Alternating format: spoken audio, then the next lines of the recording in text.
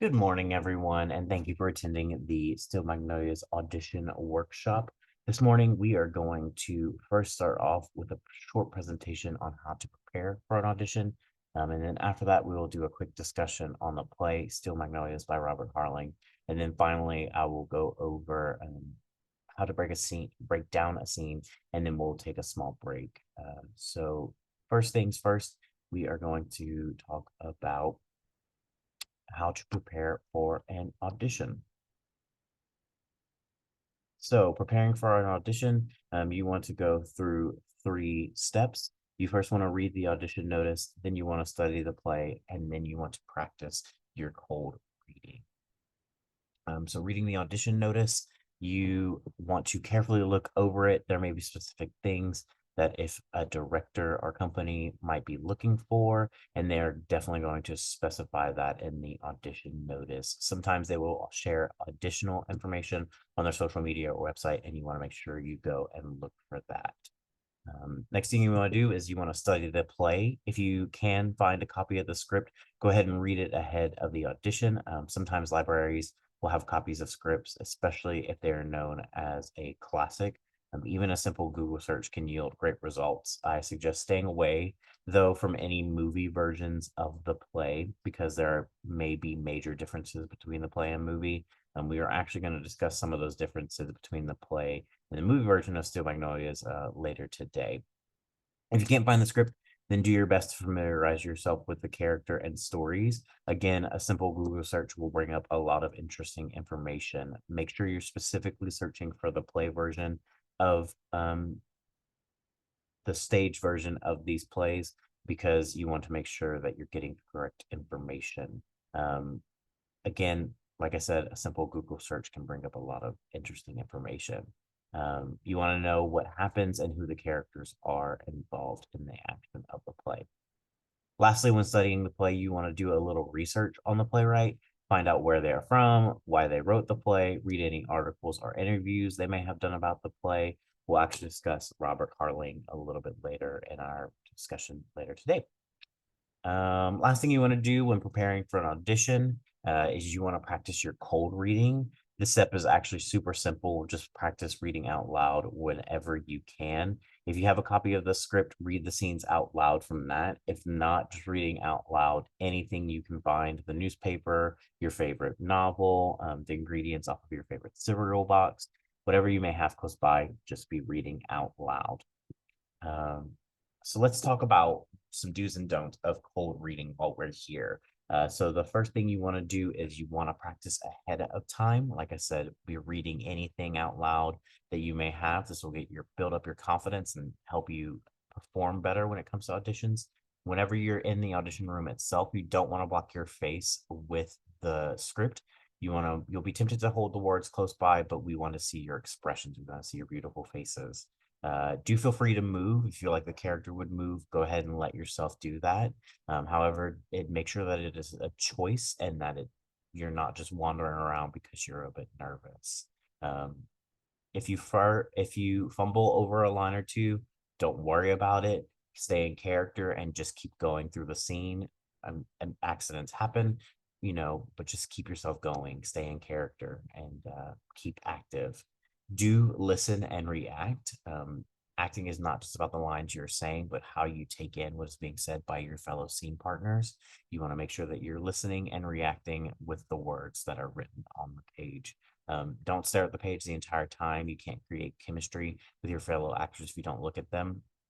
A really great tip I have for this is that while you are saying your lines, you can be looking down at the page, but then whenever your scene partner is performing their lines, you can be looking at them and engaging with them, and that really helps build the chemistry. Do be receptive to new ideas whenever the director is giving you direction. There are countless ways to read a scene and just embrace any direction you are given and show the auditioners how great of a team player you can be. All right, so the big day arrives. The auditions are finally here, and you are getting ready to head out the door. The first thing you want to do is you want to make sure that you are dressing appropriately. I always say business casual, but keep it comfortable. There may be movement portion of the audition, so you want to make sure that you're wearing rubber sole shoes or shoes that you can comfortably move around. No open toe shoes, no flip flops, things like that. And don't try to stand out by what you wear that day, but how you perform. Uh, an auditioner will remember how you perform before they remember what you wore. Manners are key. You want to make sure that you're polite and courteous the entire time that you are in the audition room and walking into the audition room. Your audition begins the minute you walk into the door. We are looking to see if you are the sort of personality that can fit with our show, and we just want to make sure that everyone's being treated with kindness and respect the entire time. You want to make sure that you arrive at least 15 minutes early for the audition. There will more than likely be an audition form or other paperwork that you will need to fill out. So you don't want to feel rushed. You want to make sure that you have time to do that and fill it out to the best of your ability. Finally, you want to do a little warming up. You want to do some light stretching and vocal exercises. This will help you relax your body and shake off some of the nerves, and help you have a stronger audition. So it is showtime. You finally walk into the audition room to begin your audition. Do not begin until the auditioners say they're ready. They may need to look over your audition form and may have questions for you, but feel free to introduce yourself. This is almost like a job interview, so first impressions are always important. Continuing on with first impressions, the first 10 seconds of the scene are vital. This is your chance to really make or break a scene. And then we'll go over breaking down a scene a little bit later in the presentation and how to help you kind of do this.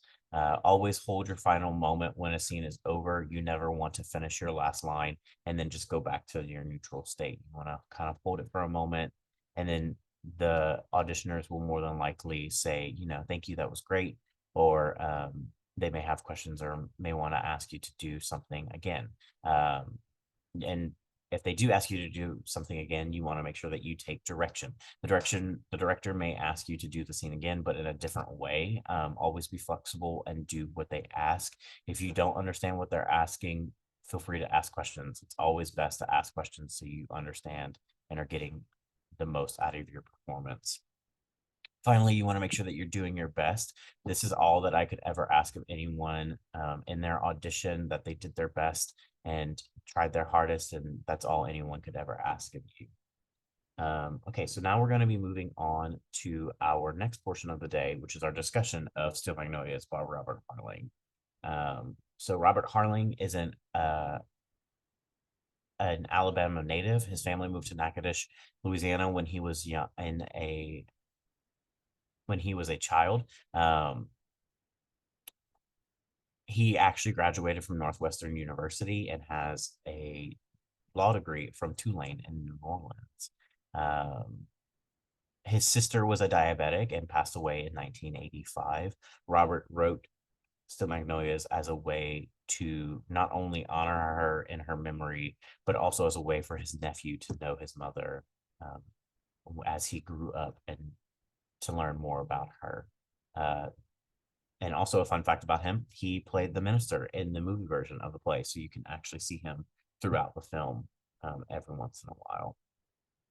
So now talking about the play itself, the play was written in 10 days. Robert locked himself in a room and wrote the entire show in 10 days. Once he said that he knew where he was establishing the play, it just flew out of him and he was able to write the entire show in 10 days. It actually premiered off Broadway.